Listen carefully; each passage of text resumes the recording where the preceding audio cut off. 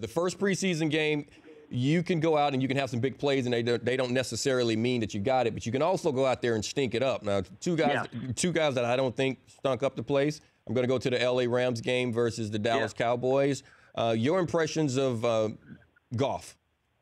Well, it's about what I kind of, expected.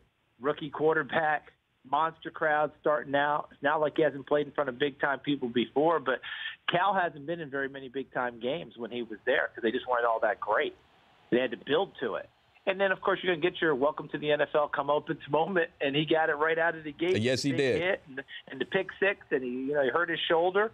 Now he's got to come back and get going again. I'm not altogether surprised, but I do think that if I'm the Rams, I'm still doing everything possible to have him ready to be my starter game one. I keep hearing the Case Keenum thing, and I get it, but I'm doing my best to, because I think he's gotten better in his training camp time.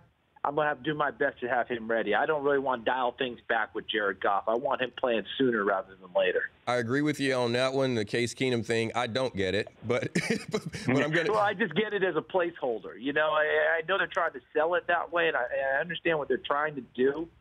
But I didn't move from 15 to 1 in today's football and say I'm going to redshirt him for Case Keenum. Agreed on that one. Now, the Dallas Cowboys didn't have to move from 15 to 1. They didn't even have to stay in the first round to find a quarterback in Dak Prescott. Is this real? Why did he go in the fourth round? I have some impressions on that one. Wow. I'm going to tell you, Eric, when I evaluated him his junior year, I wasn't sure he would be a quarterback in the NFL. I loved his playmaking skills in college. I loved that big body frame, the ability to shrug people off and run and make plays. But I didn't know if he was going to be able to throw the ball consistently accurate enough for that to happen. And I was on record last year, and you can find it anywhere. I thought Dak Prescott improved as much as any quarterback going from his junior to senior year as there was in the country. And I said, I would have drafted him in a different position as a junior. As a senior, I'm drafting him as a quarterback. He deserves an opportunity to be one.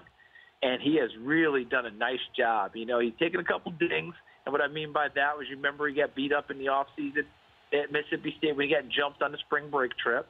Then last year he got the DUI charge, I believe, and that was a real shocker because he's a very, very, very buttoned-down kid.